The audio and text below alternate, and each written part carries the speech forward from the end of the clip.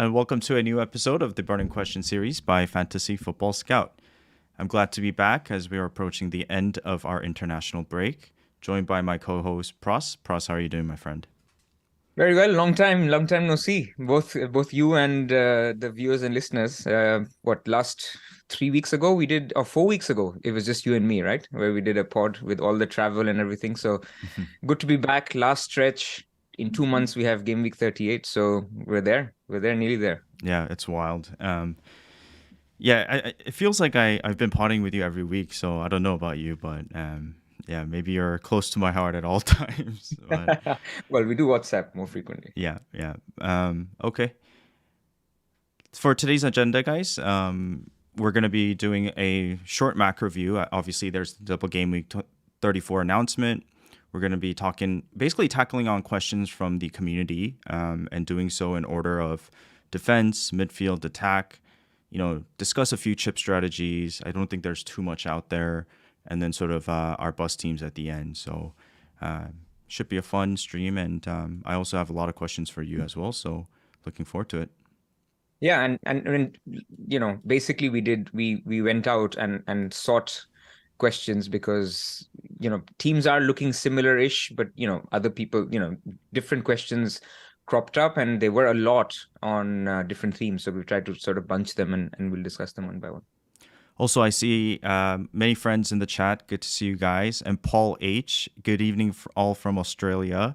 I do have a question about the travel time from Melbourne to London in regards to our friend Purvis.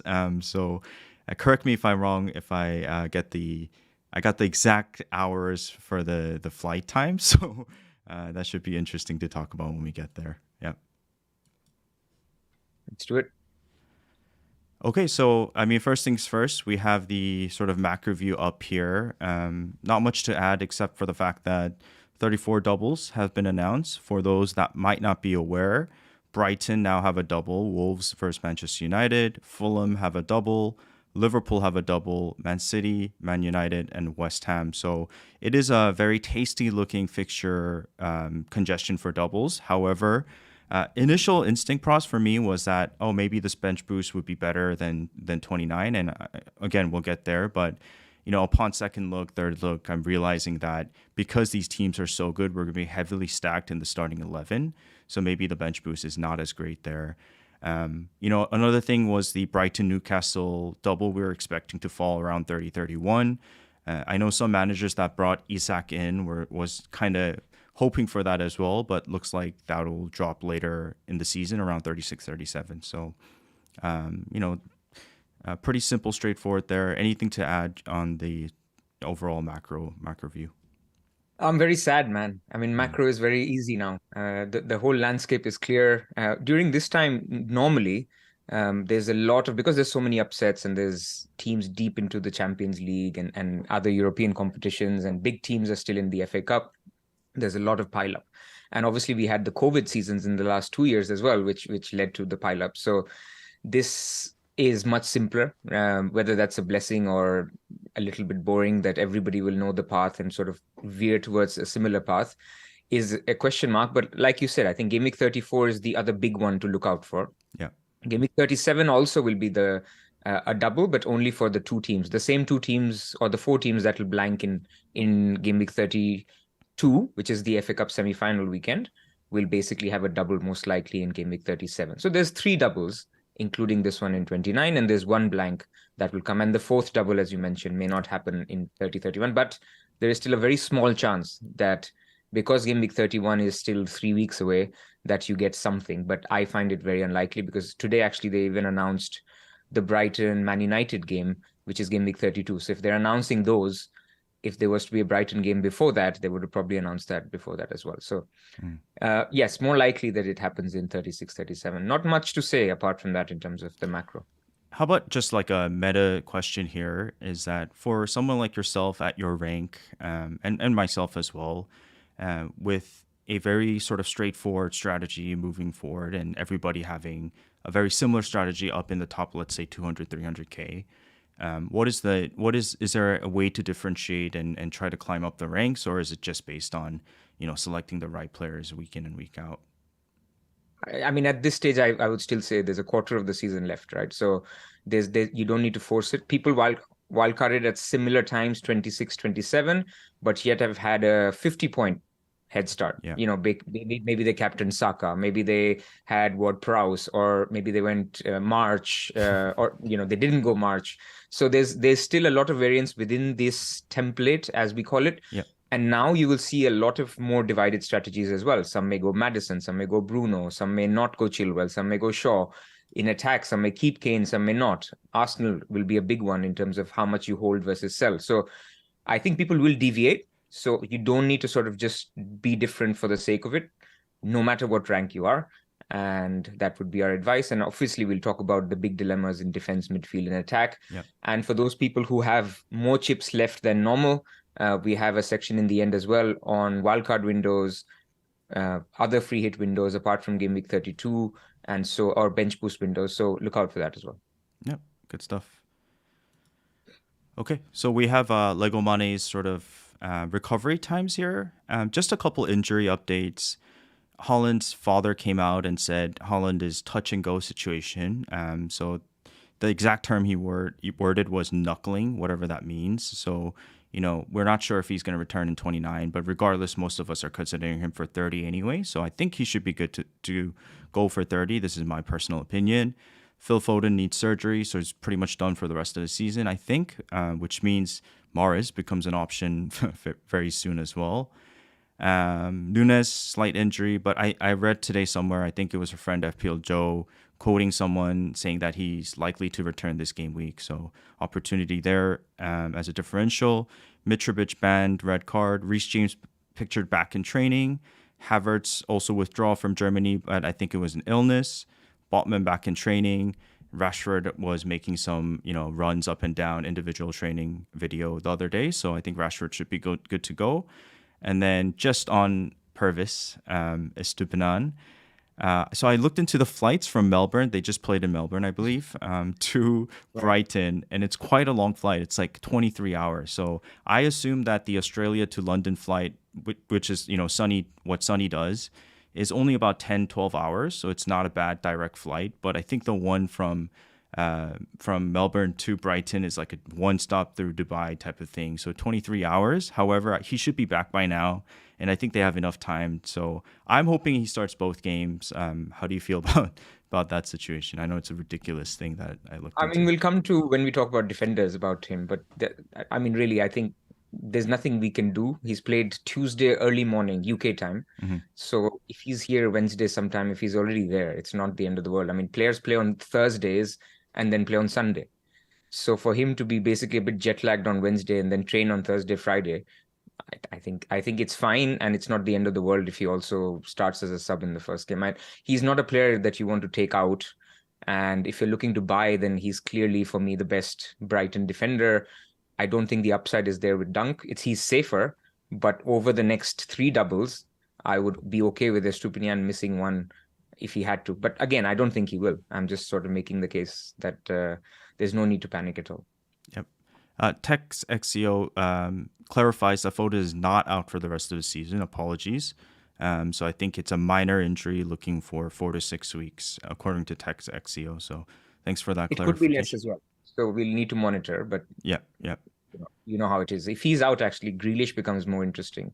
Yeah. But midfield is prime real estate. It's basically, an area which we will spend a lot of time on today. But you need to map out now until the end of the season which midfielders you want, and then have a view on how you want to swerve Saka or Odegaard or Salah or Bruno or Maddison. Basically, you need to have a plan just for your 5 midfielders, because that real estate is very, very important. Nice.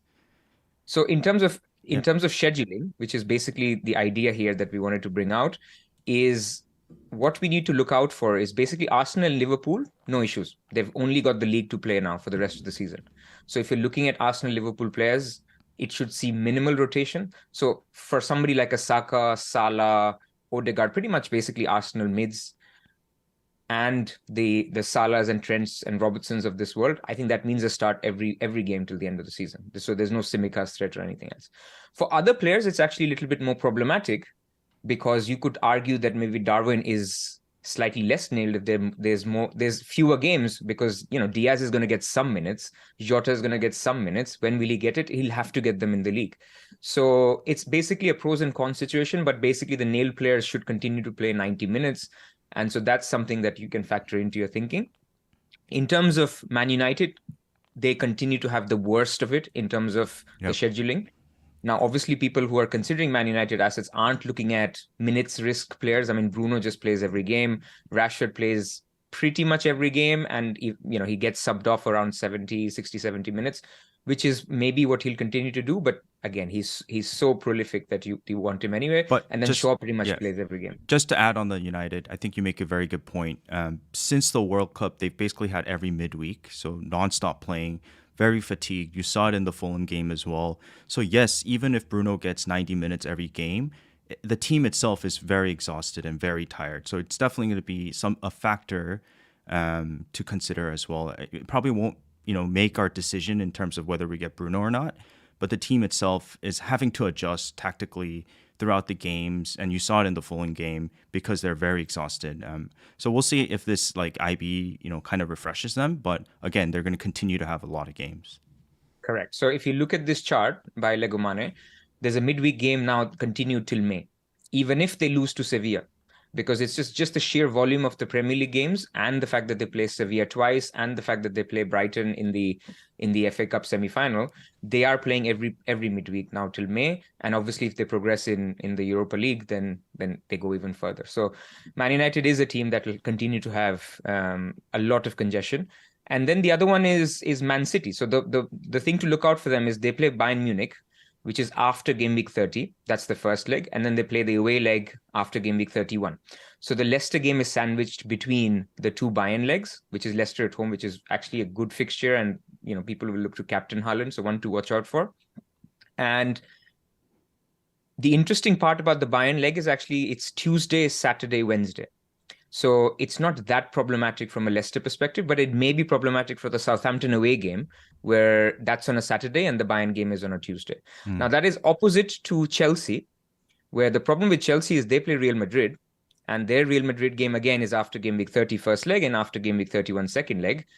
They have Brighton at home in the middle, but that leg is Wednesday, Saturday, Tuesday, which we've talked about many times on the show, is a very, very problematic leg because managers hate having an away game on a Wednesday. They come back to their training grounds on a Thursday. They have a game again on Saturday, and then they have to prepare again for another game on Tuesday. So Chelsea, I think this will be important for Chilwell, James, and other players that you may have. I think that Brighton at home game, it's important, but you may see some minutes risks, or you may see it leading up to that game.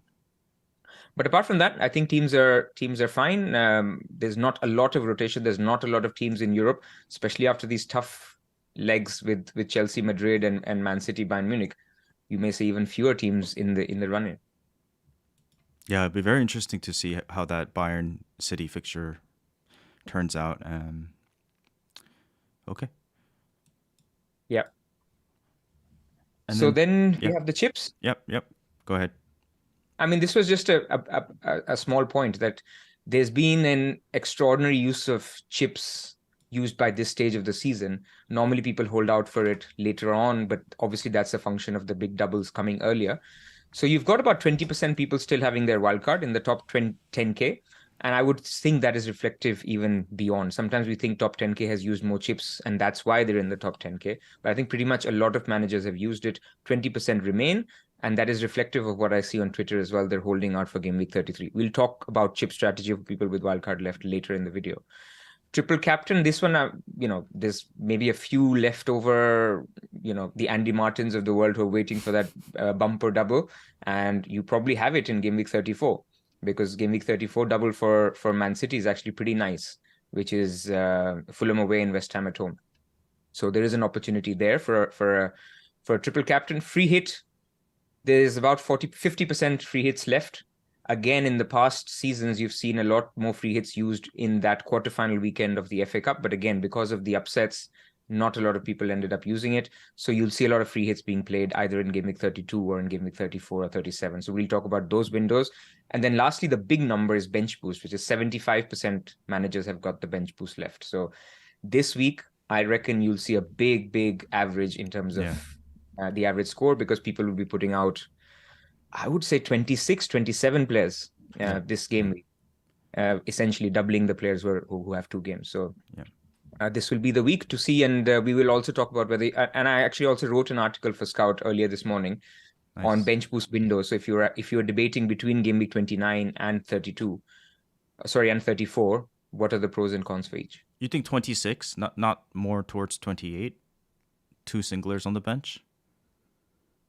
Or 2 singlers in not general? Everybody will be on a bench boost, so I'm just talking average. Average, yeah. So it could be 25, 26. Okay, should we jump into the questions? Sure.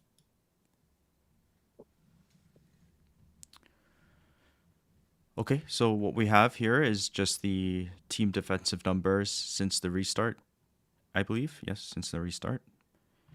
Another question is on what to do with Ward, because obviously he's lost his place to Iverson, and you never know when he wins it back. But I think it's clear that he's lost his place for now, and that's what Brendan Rodgers said, especially if you're tripled up. So that was a question from Mark and FPL AAL.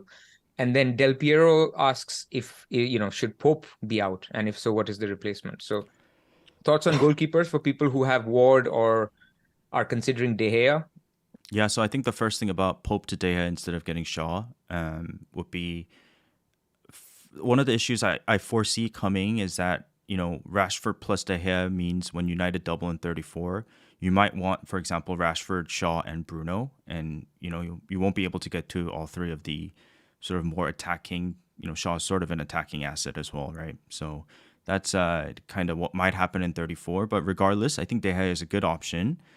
I did kind of see if he rotates well with Raya. He doesn't really rotate well with Raya, but if you were able to nail that Brighton keeper as your alternative next to De Gea, they actually rotate really, really well. So United play Tottenham in 33, Brighton play Nottingham Forest, Brighton have Everton in 35, United have West Ham in 35. Same with 36, it rotates pretty well. So I think De Gea plus Kepa. I'm skeptical about the rotation because both Brighton and Man United double in the same weeks. Yeah. So that'll be an issue, and also Steele is not guaranteed, right? To hold down his play. So I'm skeptical about Steele in general as a pick. I mean, if you've got your bench boost out of the way, then it's fine. I think then you've got your Steele points, and that's fine. But I think going for a steal now, and anyway, many people are tripled up on Brighton. So I think the options really are Kepa. Yep. You could go De Gea, but I agree that you could get locked out. And if you look at the data that we've shown on the slide as well, that Man United are an okay defense. I mean, they're not looking amazing.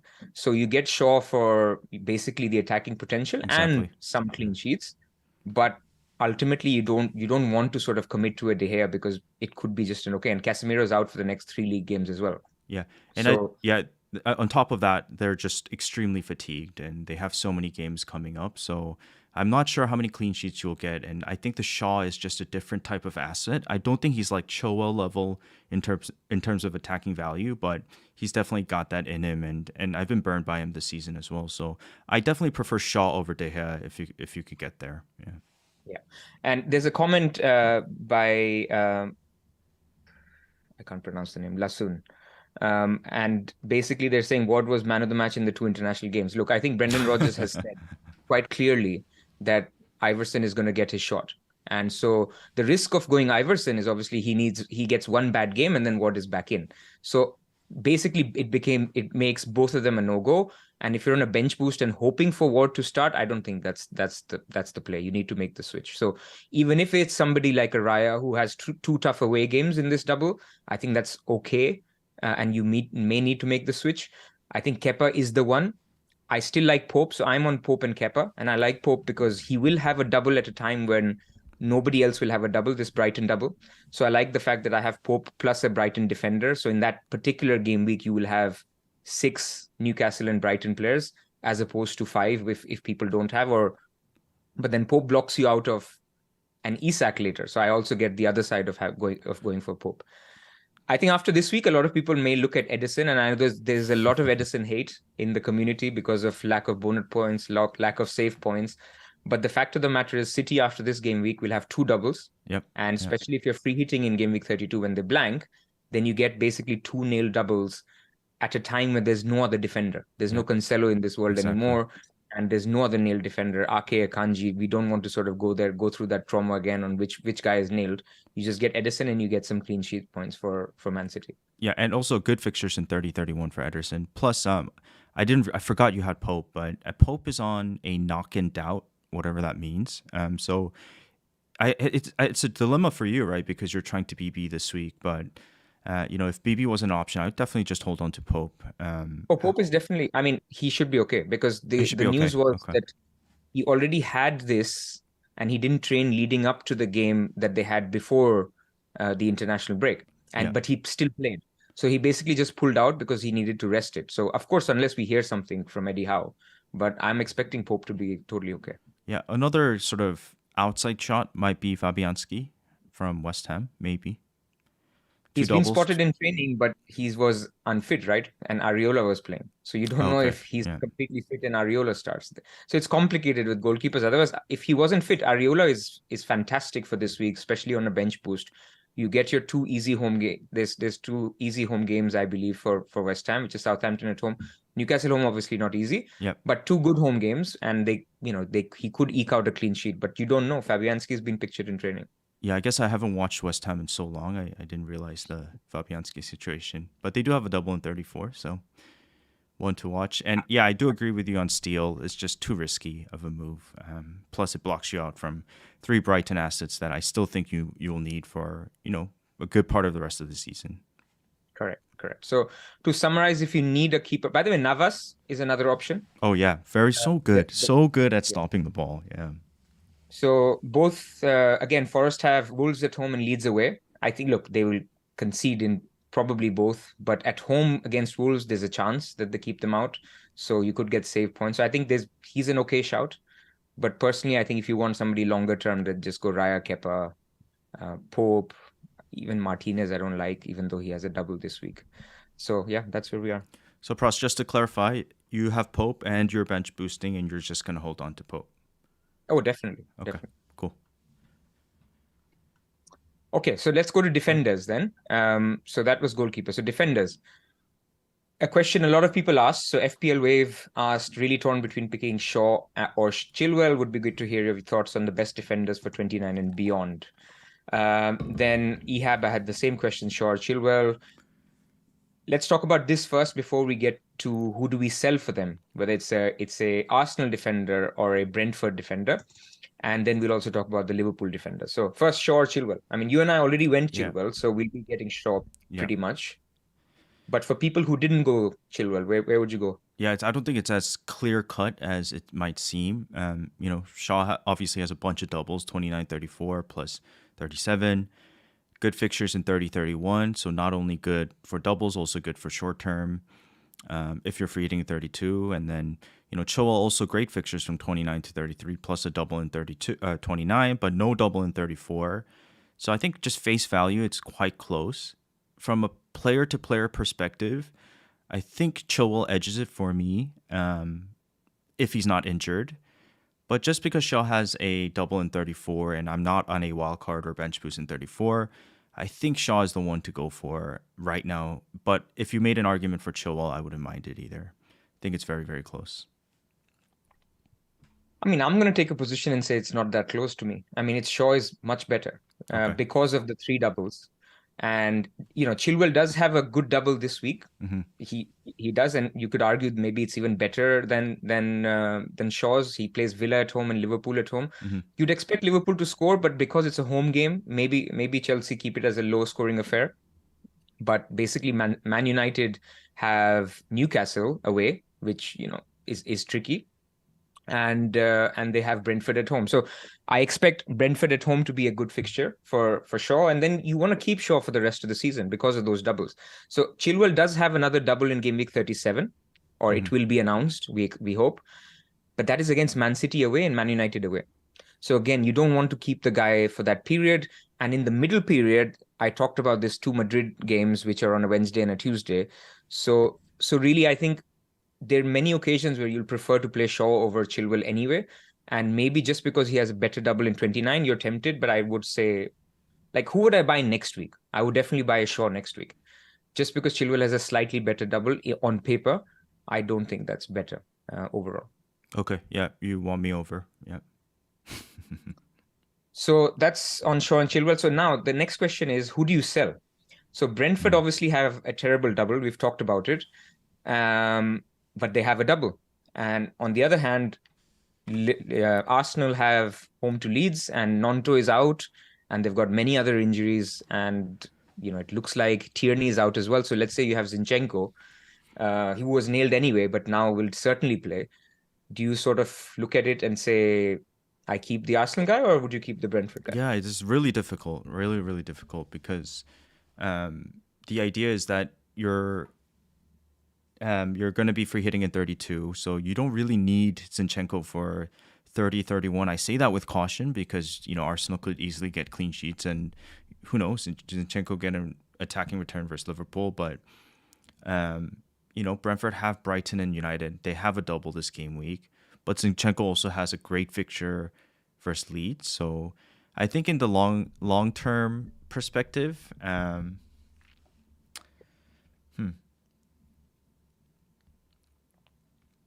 I think I would prefer to keep the Brentford defender over Zinchenko. Yeah. I think there's just simply two arguments. One is cost, right? So you need to basically roll forward your team and see if you can afford a team that you want in game week 34, because funds are starting to get tight, right? Right now, everybody has 5 million in the bank to get Haaland back. But once you get Haaland back, you want Salah in game week 34. You want Bruno as well. And then you want a Trent. It becomes very tight. So if you're also holding on to a Chilwell, then maybe you can't get there. And maybe if you hold on to a Henry, you can. So that's the first argument that I would say if you're thinking about these two things. Second is free hit. Not everybody has a free hit in 32. So if you don't have a free hit, then I think it's a no-brainer. You have to keep your Arsenal assets, minimum 2, because you want that Southampton at home game in game week 32, where everybody with a free hit will likely to free hit that week. Yeah. So that's it. I mean, one pro for keeping the Brentford guy, especially if it's Henry, is basically 2 tough away games means they could play 3 at the back. And when they do that, then Henry is super, super attacking.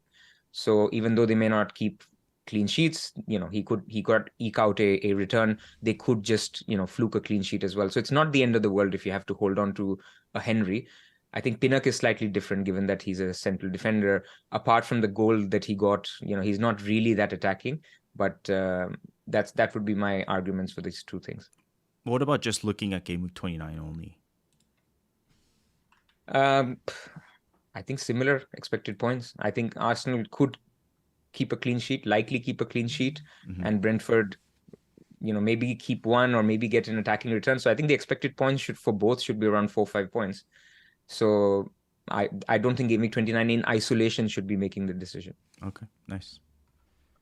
A few things in the chat on other points. So what about Shaw or Share, which is basically getting another Newcastle defender? I think you can get a Newcastle defender as well, because Newcastle will have a double this week and they will have this double with Brighton later. But as I said, I think Shaw will have better doubles and he's the guy to get from Man United in their defense. Even though I see a comment that he could rotate again with Malacia, I don't particularly see it from Denise. I mean, he has been rotating a little bit, and when he does that, he goes to left centre back, and it's basically Martinez who misses out, and then Malacia starts on the left. So we haven't seen it yet. Of course, it could happen in theory, but I think Shaw is pretty nailed, so I would keep him. And if you're getting him, I agree. I think Shaw over the Newcastle defender, but if you have a free hit in 32. Newcastle defender is not a bad buy to bring in. His fixtures surrounding it are pretty decent. I think except maybe 36 or 35, and then you'll get that double later in 36 or 37. So it's not a bad buy. Yeah.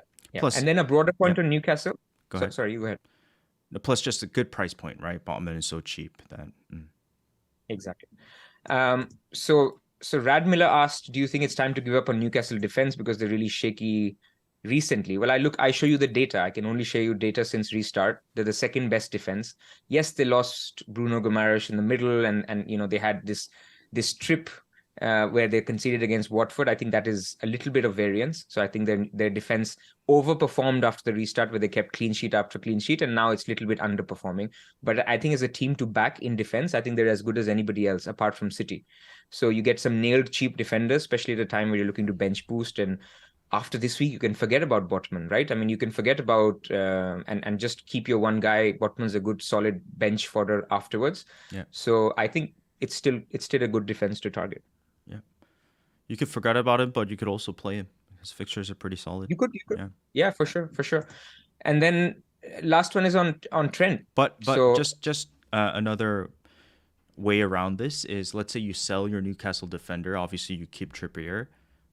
Is there enough time to bring him back for that double later in 36, 37? Yeah, you won't have. You won't have, right? Yeah. You won't have. And but the thing is, for that double in 36, 37, one of those doubles will be Brighton, right? Yeah, so you don't expect a lot of. Yeah. And then if it's in 36, it'll be basically, let's say, Leeds away and Brighton at home. Or if it's in 35, it'll be Arsenal at home and Brighton at home. These are fine fixtures. These are okay. But they're not like you need to double up, triple up on their defense. So I think people will maybe come to a consensus if transfers become precious that maybe 2 Newcastle is enough. And I'll focus my transfers on other doublers instead. Yep. So last one is on Trent, on Liverpool defense in general. So, I mean, I'm in agreement. So this is a question from FPL Scientist, and it's saying, is there more benefit to the Liverpool attack versus their defense? A lot of optimal wildcards and bench boost teams have Robbo or Trent. So I'm actually pretty high on Trent or Robbo or both on the free hit in 32, as well as 34 and beyond. And that's simply because I think that in attack, everybody's back. And I talked about the fact that they're not in Europe or any other cup competitions. So I think the minutes risk for the other guys, Diaz, Nunes, Jota, will be there to an extent. And how do you get a share of the pie? And you saw that in the double game week, where you get, Trent and Robbo are still good for attacking returns. Now, I think Robbo only got 5 points, but the next game week, he did get an attacking return. So I think I have to sort of say that we need to look at it as they are the attacking players you can have after Salah. Look, maybe somebody else gets injured and other opportunities evolve, but not this week. So that's the point to make. I think they're away to Man City and away to Chelsea. That's as bad as it gets in terms of a double. So you can still see an argument for people going for Salah, which will come true in midfielders. But for defenders, I don't think this is the week to target. Yeah, probably not this week, but I full agreement with you. For me, it's like, when you think Liverpool assets, Salah plus Trent plus 1, that could be Robbo, that could be, Darwin, it could be, who knows, Jota even. But I do agree Trent is considered more of an attacking asset than, like half attacking and defensive asset. So it's such a good value. And I think in 32, it's a no-brainer to have him against Nottingham Forest. Yeah. Even 32, you could go Salah, Trent, Robbo. And I'm not against that at all. If you were to skip out, that will be the 3. That will be the 3. Yeah, that I think I'll have. So yeah, exactly. Okay, then your guy Estupinian, you already talked about it. So a lot of people have sold Estupinian to get to a Chilwell last week. I think our friend Harry was talking about this as well. So maybe they're short of a third Brighton and maybe getting back a Brighton. Look, I think you could look at it either as a getting Steele. If you want to bench boost this week, then you could do it with Steele now instead of getting Estupinian back. If you're very scared about X minutes, then maybe Dunk is your man.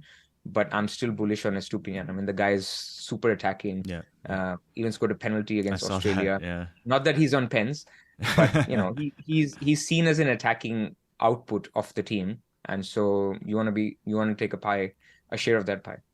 Who's second penalty taker? Marsh? No idea. Yeah. So are you suggesting that McAllister is taken off because of his travels to Argentina, and then Estupinian gets a penalty on the 88th minute? I mean, we can dream, right? We can dream. Yeah. All right, let's go to midfielders. Yeah. So prime real estate, as I talked about. Mm-hmm. And I'm talking about it as prime real estate simply because pretty much everyone has got 2 Brighton midfielders, which 2 out of the 3 is irrelevant. Pretty much everyone has Rashford. So that's 3 spots taken until the end of the season, because you will probably want to keep your Brighton mids and Rashford for the 3 doubles that are coming up.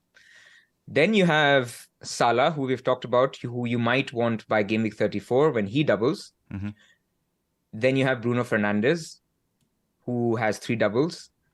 Then you have Saka, who's completely a man possessed. Then you have Martinelli or Odegaard. Then you have Madison, who has a great double. You have some off the cuff shouts like Rodrigo.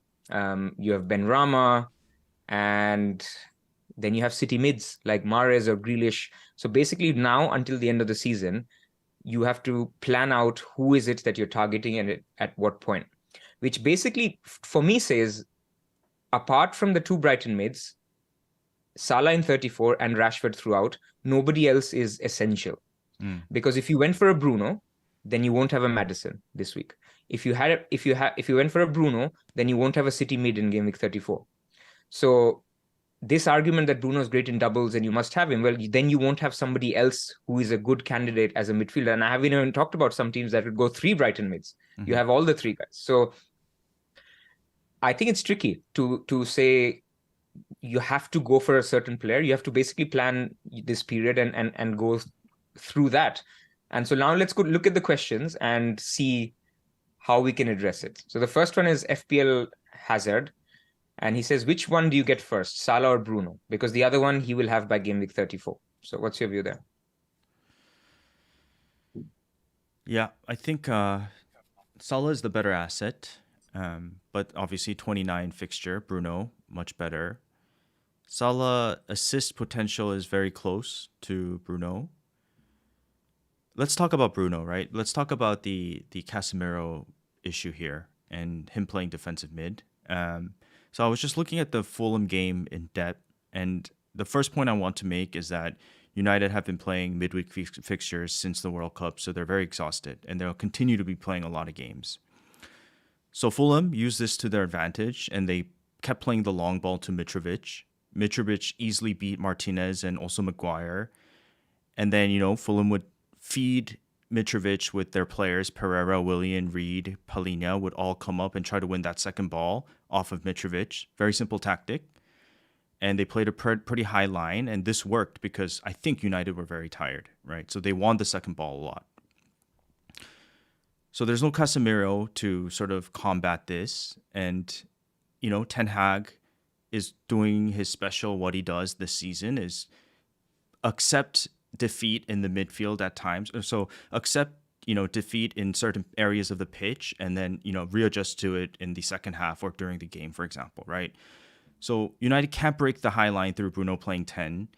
They're losing the midfield battle to Fulham completely. So Ten Hag decides to take off McTominay, brings on, I think it was Antony, puts Antony to the right, Sancho to the left, Weghorst plays 10, Rashford moves up, so Sabitzer moves up as well, and Bruno plays CDM, and you could see Bruno come down and play between the center backs at times, like a Xabi Alonso role, receive the ball, and he goes, okay, you guys are losing the midfield. Bruno just play the long ball to Weghorst. Weghorst wins the ball. Everyone tries to get the second. Everyone feeds into Weghorst and tries to win the second ball. So I think the point I'm trying to make here is that maybe this Casemiro thing is a bit. It's not as direct as because Casemiro is missing, Bruno's going to play a CDM. Like Bruno actually started playing the 10 in this Fulham game, but because they were losing to Mitrovic, second ball battle, he was brought in deep and it worked, right? It was a very risky tactic because you're basically giving up the midfield and you're starting to play the long ball up to Weghorst, for example. So I think it was a sort of a tactical shift this game. So I don't even know if Bruno's going to continue to play CDM, if you know what I mean. Do you understand what I was trying to say? I think you're muted. Yeah. He played CDM in a couple of other games, not starting, but he did do that in the past. And I think Ten Hag also has said that he does see his attributes working well there as well. Yeah. But to me, that is a function of obviously tactical, like you mentioned, but also the fact that Sancho, Antony, Rashford, and Weghorst are now fit as the 4 attackers. Yeah. So I don't think that will be the plan every game, but you could see moments where, because I don't think Sancho and Antony start both games. So I think one of them starts each and then Bruno plays where he does, either 10 or on the right. So firstly, not to scaremonger, I think Bruno will play as an attacking midfielder rather than the defensive one. For a couple of reasons, because Sabitzer has looked very good for Austria, even though he had a little knock. I think he should be okay. Fred is doing a fine job. McTominay looked all right. Eriksen is coming back soon. So that thing is there, but it's sort of irrelevant for me. It's more about Bruno's price point and the fact that there is, in certain games, he could move back. Let's say if Sabitzer needs a rest, or he wants to bring on Sancho or Antony. So you may not get 90 minutes as the attacking Bruno, but pens are still there. So I think he's still a good option. Yeah. And I think he's still a good long-term option.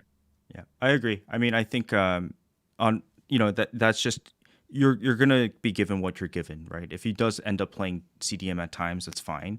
But from an FPL perspective, it's Saka to Bruno in order to fund, Haaland, or it's, for example, Odegaard to, as you said, Madison in order to fund Haaland, or it could be reverse and you keep Saka and you go Kane to Haaland later on. So that's the sort of like FPL play, but I think Bruno, you'll see him kind of move around that midfield and play different roles, but he could still get attacking returns by playing deep and moving up the pitch during counter-attacking motion. So, yeah. Yeah. So now the question is, do you go for Bruno straight away? Can you afford to wait? So people like, who want to have the option to keep Haaland, they could go Madison this week and avoid Bruno because they have a decent midfield. Saka for Bruno for a hit, I don't think pays off this week. Even though it's a double game week, you are taking -4 points as well. So I don't think it pays off immediately. You could do it to fix it long term because you may think, I have to do it anyway at some point. I'll have to get Bruno at some point. All of that. So it could make sense. But I think similarly, Salah could make sense. Salah has a double game week. He plays 2 tough away games. But then you will want Salah at some point anyway. Yeah. So the question is, going back to the real estate question, if you have 2 Brighton mids and Rashford, and you want to either hold Saka or Martinelli or go for a Salah, Bruno, or Madison, I think the answer is you can't go very wrong in either. The only thing is Madison has a good double now and a good game week, good game after this, but after that he's a sell. So you have to deal with him. Whereas with Bruno or Salah, if you go for either of them, you keep them like Rashford for the rest of the season, which is good and bad, right? Once you have your 4 midfielders locked for the rest of the season, if Saka starts going crazy, then you're stuck a little bit on your midfield because you'll have to get Salah as well, or Bruno if you went for the other one. So these are things that you need to think about, but there's no right answer here. I think all of them, both Bruno and Madison, have a very good double, and I think both should score similar points this week. If you wanted to get Salah in 34, would you suggest that the Bruno move this week is not doable? No, you could still do it because you'll have to sell Kane. I mean, if you're looking at the template structure. So you can't have Haaland, Kane, and Salah. So you keep Saka and you go Odegaard to Bruno? Oh, no, you can't. Oh, yeah, you could. And then you go Kane to Haaland. Some teams can do that. Yeah. Some teams can do that. But my point is, in Game Week 34, whichever Arsenal mid you keep, you'll have to sell them as well. Mm-hmm. Because in Game Week 34, you'll have a similar problem as now, which is you'll have a lot of good midfielders with a double. So 2 Man United midfielders, Salah, 2 Brighton midfielders, all have a good double. And then you add a Man City midfielder as well if you wanted to go there. So you'll again be tempted in Game Week 34 to sell your Arsenal midfielder. Yeah. So question is, do you just do it now and get over with it? But Arsenal have a good game now. So you're a little bit debating it, and it has to be done for a hit. In terms of data that we have on the page, I think this is XGI per 90 since the restart. So Sancho is unusually high because of limited minutes. So his and Mara is similar. But then you have McAllister, Rashford, Martinelli, Bruno, March, Madison, Odegaard, Saka, all above 0.5 XGI per 90, which is excellent. Which is basically saying you should expect an attacking return over the double plus appearance points. So you're looking at 6-7 points minimum. So I think they're all good options, and it's very difficult to tell people what to do because they need to think about their structure. Bruno commits you a lot of funds for the rest of the season. And then you're basically committed to going 2.5 premiums, which is either Haaland, Kane, and Bruno, or Haaland, Salah, and Bruno. So what does that do for the rest of your team? If you're a low team value guy, maybe you can't afford a Trent because you went Bruno. So these are the things you need to think about. And that's the differentiating factor between Madison or Bruno or Salah. But also just the fact that Bruno could really do well. Am I echoing, Pras? Bruno No, could not for me. do really well this week as well, and I kind of don't want to miss out on that. I mean, there's definitely potential this game week for him to explode. It's I can say the same for Madison. I can say the same for Saka. As I said, there's 7 midfielders that could explode this week. You can only have 5. Yep, fair. So it's really about your team structure and how you want to get there. And I think a lot of people may switch to Bruno if, let's say, Pep says Haaland is looking iffy and we're not sure. Then people will just think, oh, do I need to really have funds in the bank for Tony True. to Haaland? Maybe I can just do Kane to Haaland next week. So they might then suddenly have a lot of funds in the bank and think I can do Salah even directly, and maybe even get Salah and Bruno as your 2 midfielders alongside Rashford and the 2 Brighton mids. So I think those are, for me, these 5, Bruno, Salah, Rashford, and the 2 Brighton mids, that will be the midfield people will have game week 34 onwards. If you go the Bruno route. If you don't go the Bruno route, then you have a Madison who can then turn into a Grealish, for example. And that will be the midfield you have game week 34 and beyond. And that additional money that you've saved, the 3-4 million, that could get you a Trent and a Robbo, for example, where others can't. So it really depends on where you want to use your money. Okay. Okay. Or what are the questions for midfielders? So FPL Dance is 2 Brighton midfielders as important as it was a few game weeks ago, given their tricky fixtures in 30 and 31? It's an interesting question. Yep. Because obviously Brighton had that double in 27 where not other teams had. So you had to have 3 Brighton. I think the problem is this week's double is also so good. It's so good. It's one of the best doubles on paper. Yeah. That it's, I hesitate to say maybe you don't need 2 Brighton mids because they're performing like premium assets for they're under top. 6 million prices. Mm-hmm. Mm-hmm. You can see this in the data. So why wouldn't you get a second Brighton midfielder? Now, Ferguson, the striker, has put a little bit of spanner in the works in terms of, let's say if I was wildcarding today and you wanted to take a chance on Ferguson instead of a second Brighton midfielder, now you've opened up a house in the prime real estate, and now you can basically get another midfielder, which other people can't. So I think that's a viable strategy if you had a Ferguson or had a route to get to Ferguson to change the structure and go against the grain. But otherwise, I think having 2 Brighton attackers is pretty much a must.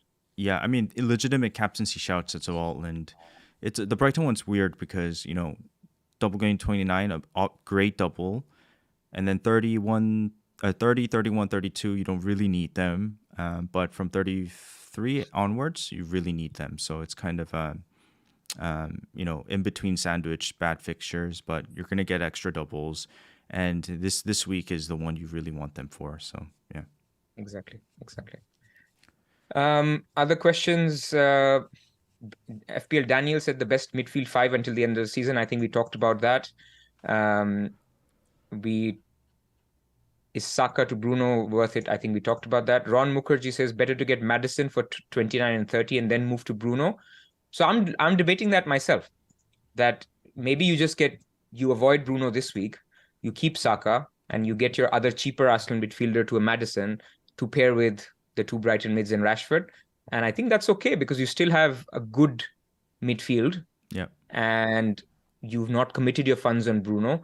And then later you can see if you want Bruno again in game week 34 or you wanted somebody else. Maybe Gakpo becomes an amazing option by them, or Diaz becomes an amazing option and you want a double Liverpool midfield. How will you get that if you've committed to Bruno?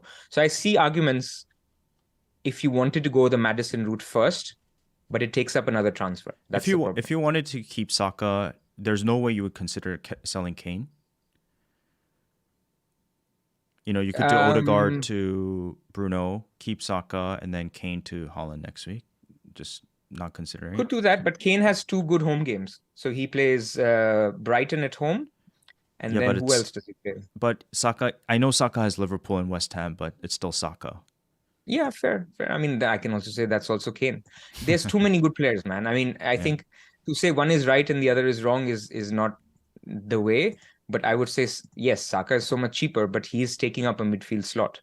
So you could keep him, you could sell him. I don't think there's a right or wrong answer. Yeah. Okay. Should we go attack? Force, yep. Let's do it. Go on then. Do you want to take some questions there? Yep. We've got a question from FPL. Again, this is XGI per 90 over 60 minutes since the post restart. And Zach up top, congratulations to all you. I think it was game week 28 haulers. The penalty, yeah. Yep, fantastic stuff. Havertz did pretty decent. Tony got a return, so it kind of wasn't as bad, but big differential for those owners and looking amazing, right? Looking like the go-to guy. Wilson is. I don't think he's a threat at this point in time. Yeah, I did consider him briefly, but I didn't think he was going to do this well. And then I think Isak owners also was hoping for their double to, sort of drop in 30, 31. Unfortunately, that's been delayed to, I think, 36, 37, so way later. So the first question, FPL Hazard says, Havertz or Isak? Pras, where you at? I think I would say, I mean, both are good options, but the Chelsea rotation around Madrid is a little bit of a concern for me after. But I think this week they're very similar. I mean, you could also put Felix into the argument, right? And if you don't have Watkins or Solanke even. So there's lots of good strikers with a decent double this week. Isak is cheaper. So if if the argument simply goes down to who can you sort of hold now until game week 36, 37 when there's another double, I think that would be it. I'm a little bit on the fence here. Maybe at a push I'll say Isak because he looks to have nailed down the position and penalties as well. And although Havertz is also on penalties, I don't know. What do you think? Yeah.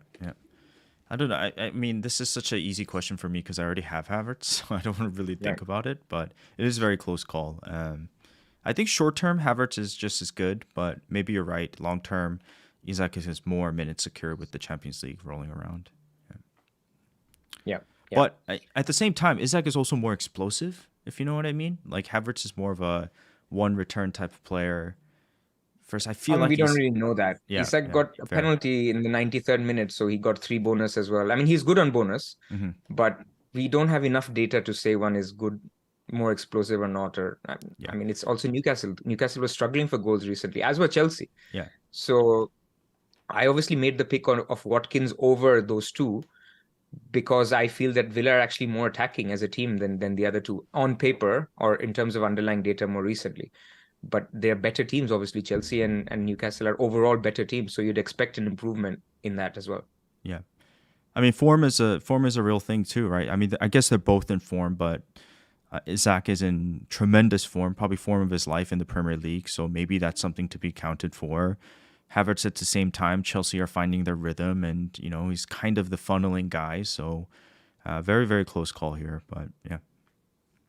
And then FPL Daniel asks, how long can we continue without Haaland in our teams? Is there a merit of not going there until game week 34, having in mind alternative captains, and is he injured out? So his injury status, again, is that his dad came out and said he's sort of in a knock, so there's potential he misses game week 29, but I do expect him to be back by game week 30.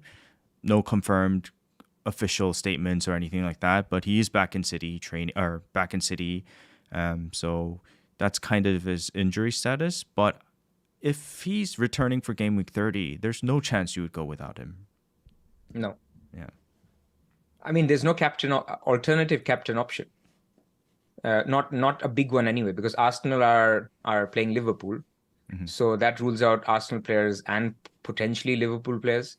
So then Man United are home to Everton. I guess you could go Rashford if you wanted to in game week 30. So it's mainly a captaincy thing, and then he plays Leicester at home.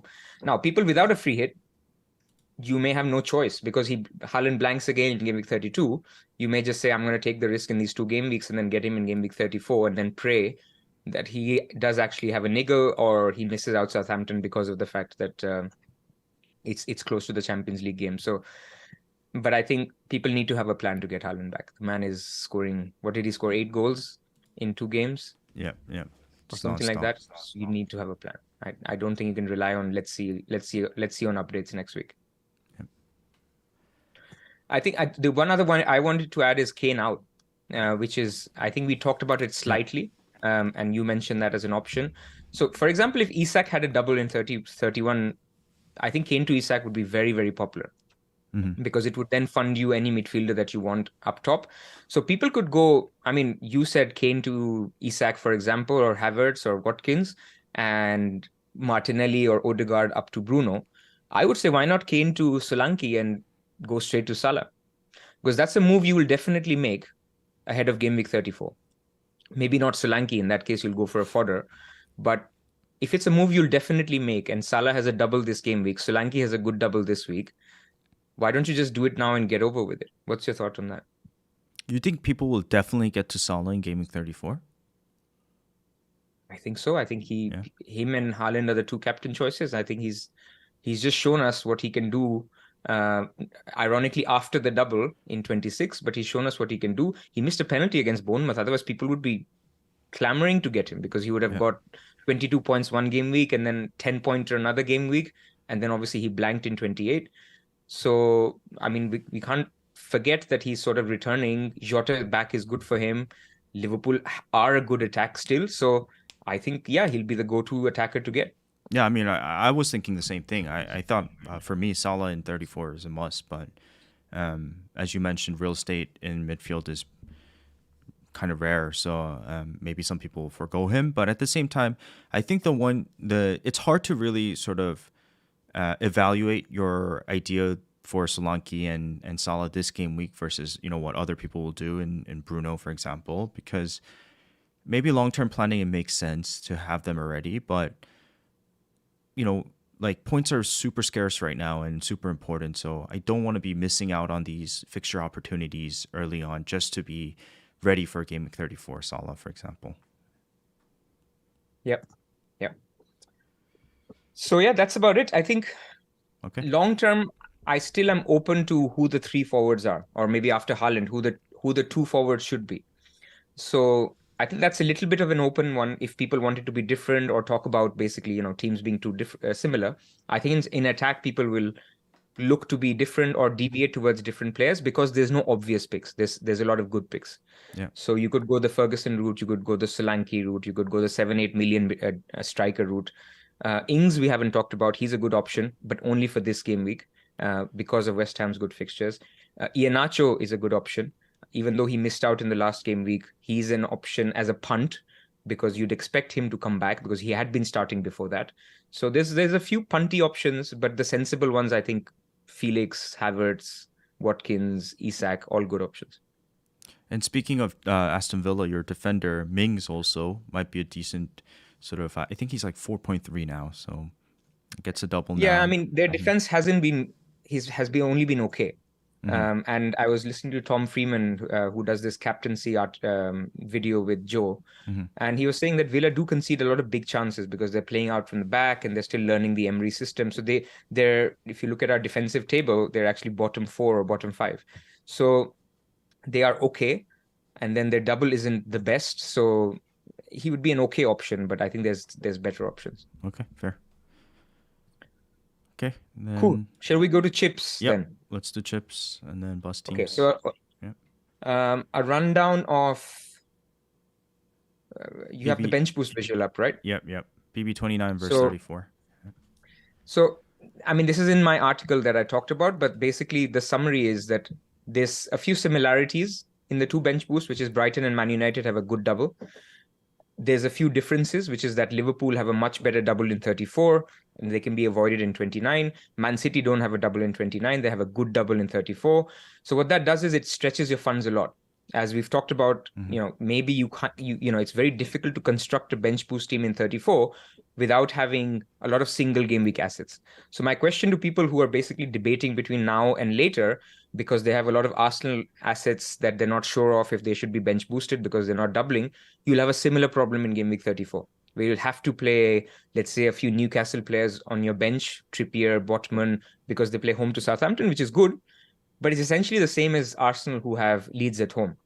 So there isn't this utopian bench boost where you can have 15 doublers and you can also have a good 11 that you can put out. I think the closest opportunity you have to that is this week. Now, I do understand a lot of teams are not the same and they may not be able to get to an ideal bench boost this week. But I would just say that, look, if you have one or two doublers on your bench, one or two singlers, I think it's fine. I think you get done with it. If it takes up to a -8, I think it's okay. But I'm also wary because we had a question on how many hits should. There was a good question actually from, I'm going to shout them out, Sizzlers. How many points hits do you justify a bench boost? I think this week is a little bit odd because the hits are not just justifying the bench boost, it's also justifying your team for the rest of the doubles that are coming up. Yep. So when people are going Arsenal to Man United, they're not just doing it because Man United have a double and Arsenal don't. They're doing it because they have a free hit and they don't need that Arsenal in 32 when Man United blank. And then Man United have two doubles after that when Arsenal don't have a double. So they're doing it because of that. So I don't think there's a hard and fast rule which involves sort of X number of hits, then don't bench boost. I am thinking even up to -12 I can do with my team and still be okay, because on a long-term basis, that'll set me up. And it's not because I want to get bench boost out of the way. It's something else. And it's basically attacking the 29 double as well. Yeah, fair point. I think the first thing I saw when, I saw Brighton, Liverpool, Man City, Man United doubling in 34 was thinking, oh, it's going to be a great bench boost. And as you mentioned, you're heavily invested in the starting 11. So maybe the bench itself is not going to be great. And so our 29 bench boost, I think, is totally fine. We wildcarded in 26 for a reason, for those that actually did.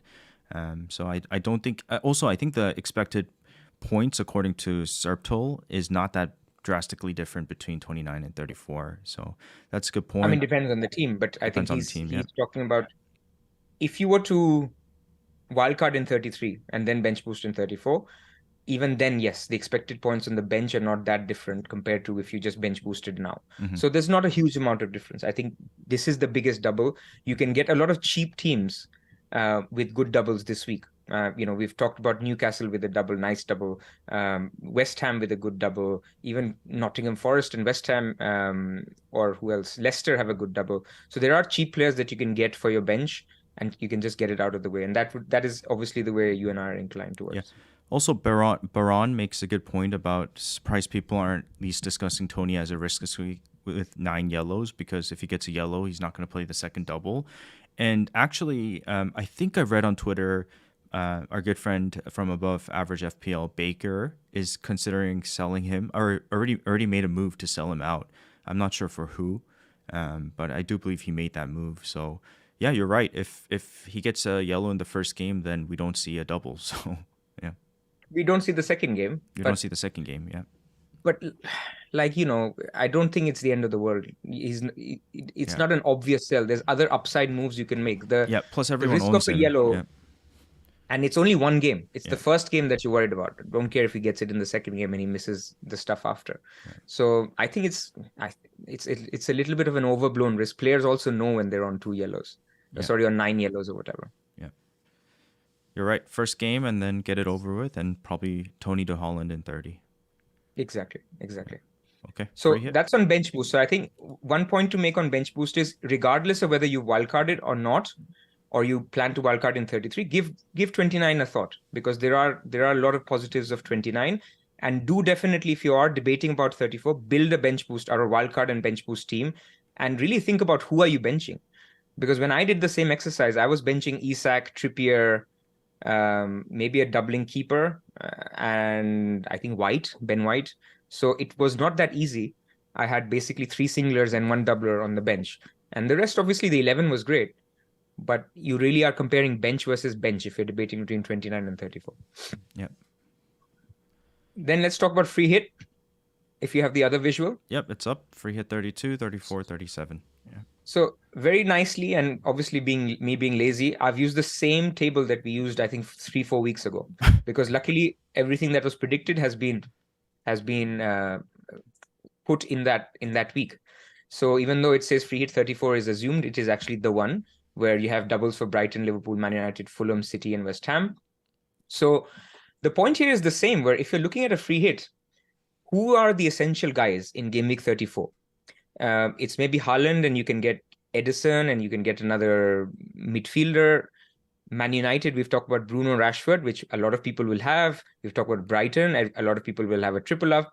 Liverpool, a lot of people will have Salah and Trent, maybe a defender. Yep. So your upside in a game week 34, you're basically free hitting to get maybe a third Liverpool defender or second Liverpool defender, a Robbo if you have Trent, or a Trent if you have Robbo, maybe a midfielder from Man City. Yeah, but a risk. Yeah. Exactly, and that's really it. Mm-hmm. Whereas in free hit 32, you're using the boomerang effect where you're targeting the teams that are doubling, getting out of them, getting your Liverpool versus Nottingham Forest, the three guys you want, Arsenal versus Southampton, the team you want, Leicester versus Wolves, let's say you didn't go for Maddison, and even the players that you have, and maybe you think you can get through it. Newcastle Spurs is actually a very unpredictable game where you might have Kane and you might have 2 or 3 Newcastle defenders. It's very limited upside. So I think for those reasons, free hit 32 still makes a lot of sense to me. And most people, Pras, are just like, your team is just set up to free hit in 32. Triple United this week, possibly. You've got Kepa, Havertz, maybe even Chilwell. You've got your 3 Brighton. That's already, 7, 8, 9 players in your team that are blanking in 32. So, there's no point being different for the sake of being different if your team is set up to be, blanking a lot in 32. Yeah.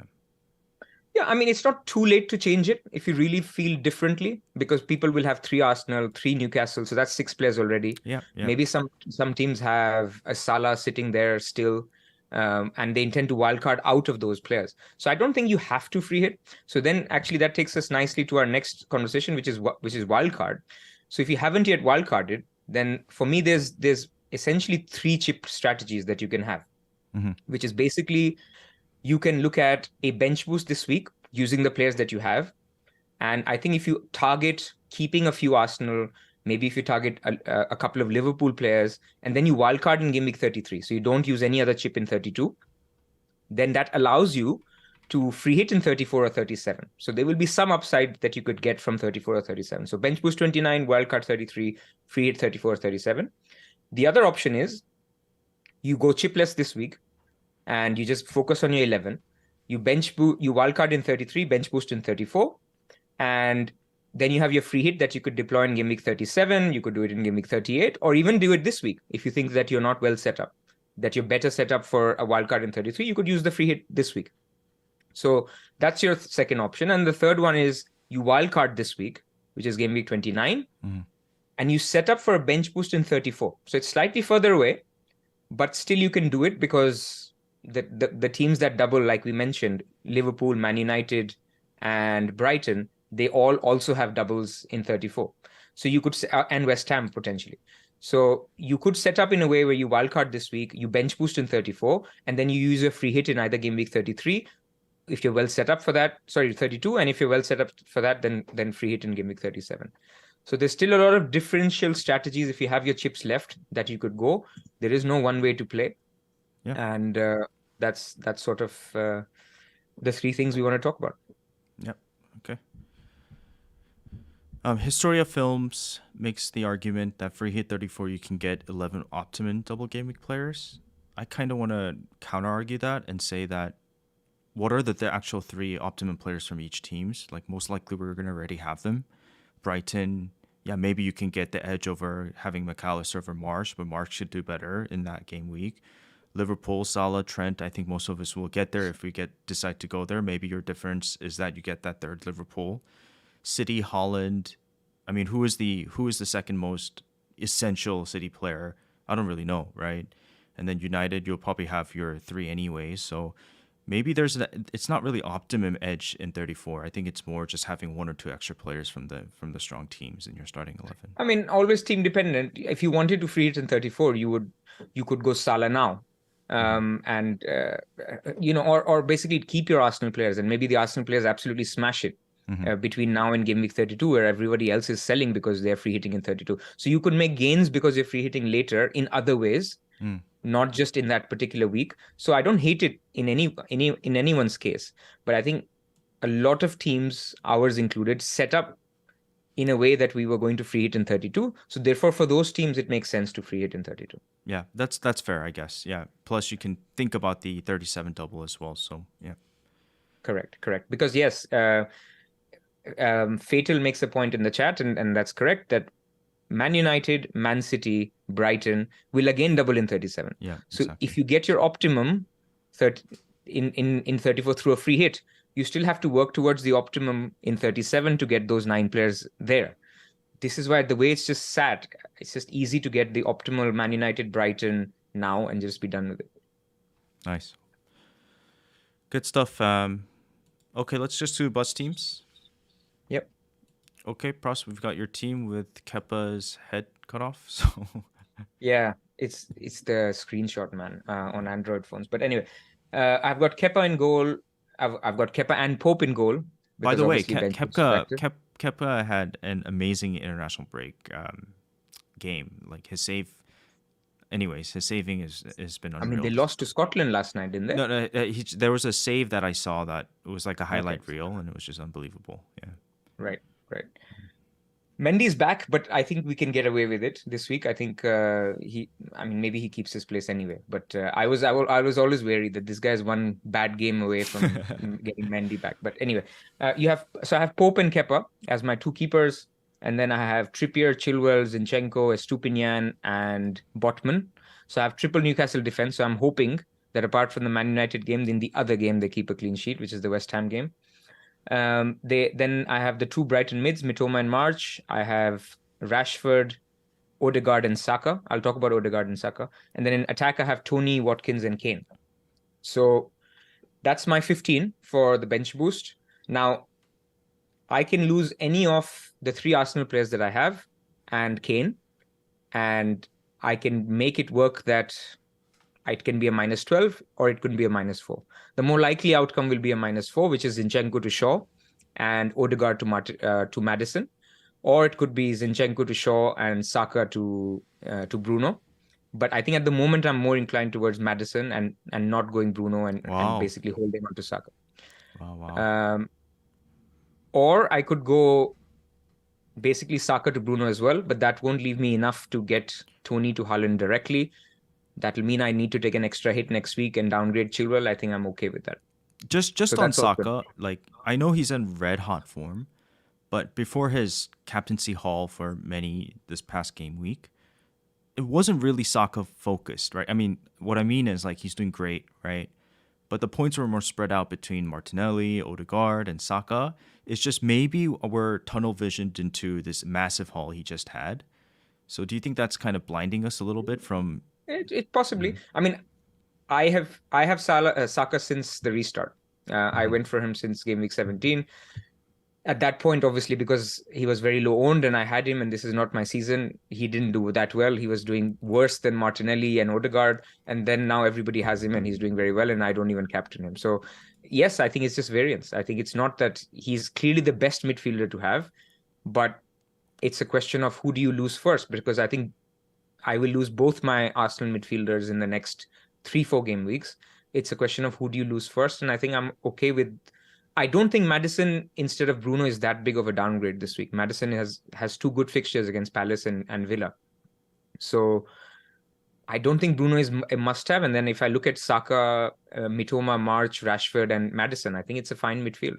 So I just feel like I'll be compromising a lot if I went Saka to Bruno and then keeping Odegaard. I don't feel that as much. Yeah. I think Odegaard kind of has died down a bit in terms of his form. Not form, but his FPL returns. He's always been like that. Yeah. I mean, Odegaard is a long-term hold. Yeah. He's not... I mean, he's got a couple of braces, I remember, before the restart or something like that. I mean, I think they were a little bit more anomalies. He is a KDB type player, right? I mean, he'll get a very good XA. He'll get the odd goal. He could do well against Leeds, man. I mean, we've talked about a lot of players being out for Leeds. Captaincy, captaincy for sure on Rashford. Yeah, and actually, I wanted to talk about this. Mm-hmm. You see, the thing is, Rashford got a lot of media publicity of missing out for England. Oh, yeah. Right? Yeah, even Southgate was asked. Mm-hmm. So the guy is just not going to appear in training videos and be like, hunky-dory with his teammates training 5 days before on a Saturday. So I think there's a little bit of a PR thing as well where he was training alone, he's recovering, and I really feel that by Thursday you'll see him in training and he'll be fine. That's my feeling.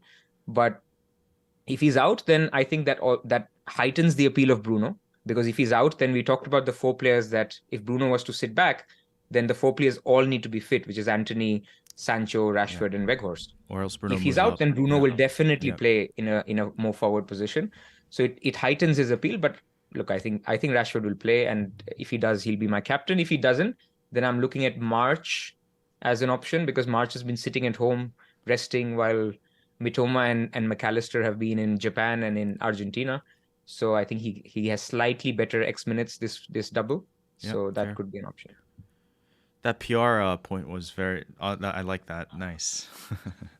I just think it's one of those things. He needed a rest, and they asked for the rest, and now they can't be seen as completely he's fine.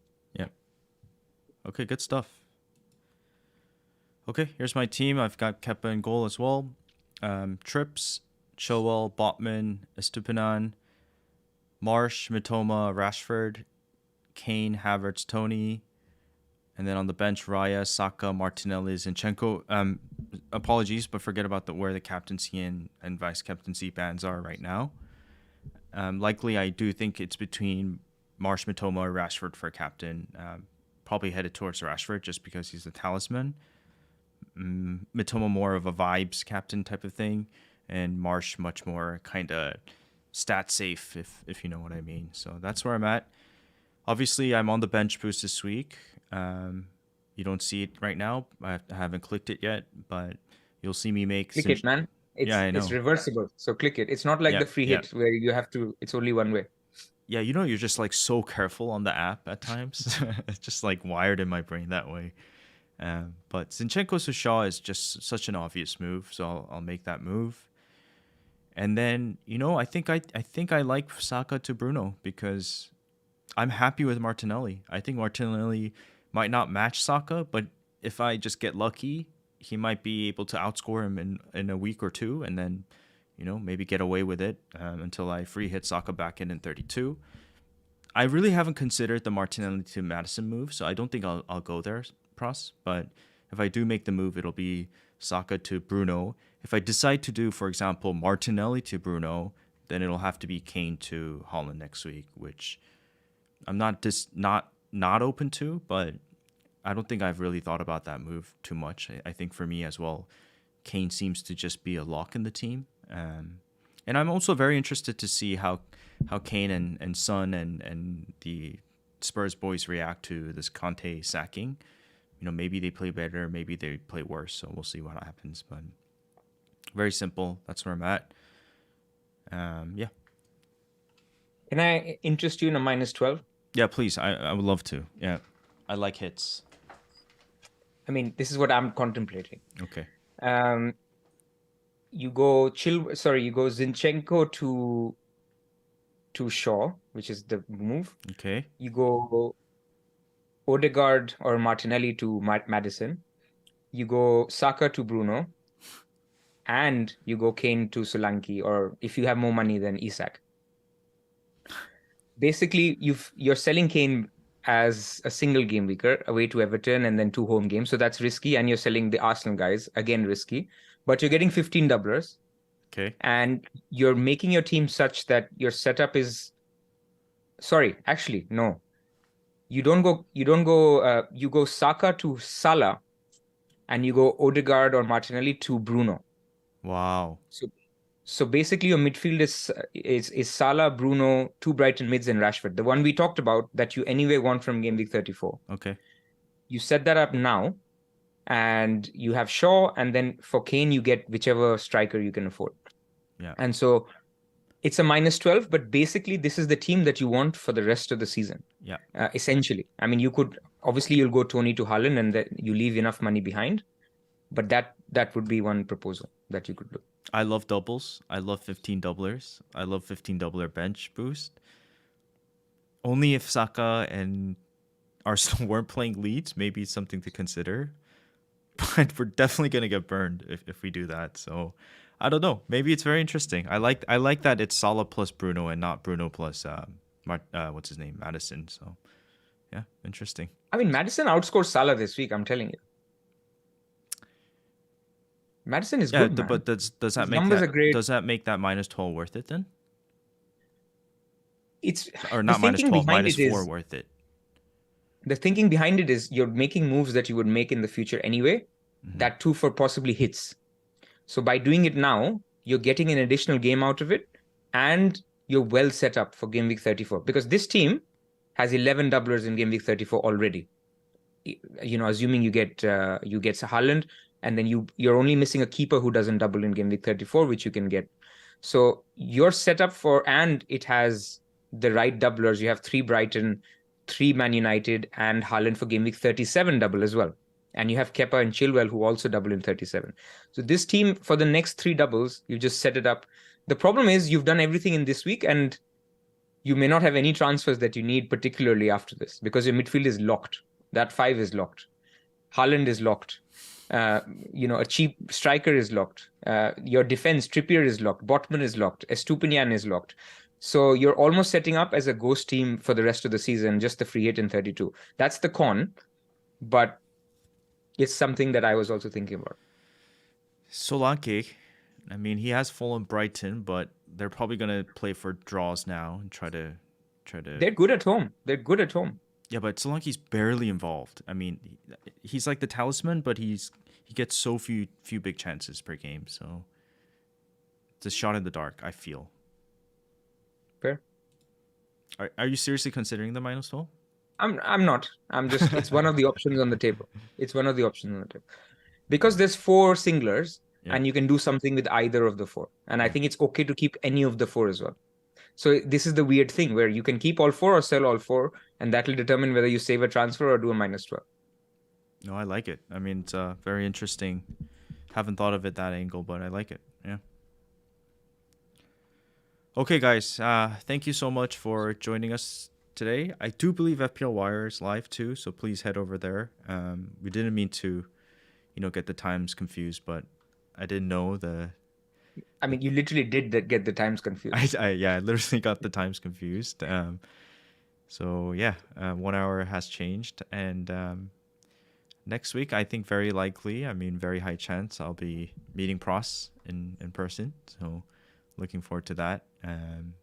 As I'll be visiting London. So thank you again for joining us this week. Good luck with your bench boost. This is the week we make up points and we climb up the ranks. Hopefully.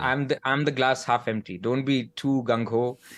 Everyone is on a bench boost. You can even get a red arrow. Don't worry. Yeah, true. But -4. Anyway, good luck to everybody. Yeah, good luck, and we'll see you again next week. Yeah, see ya.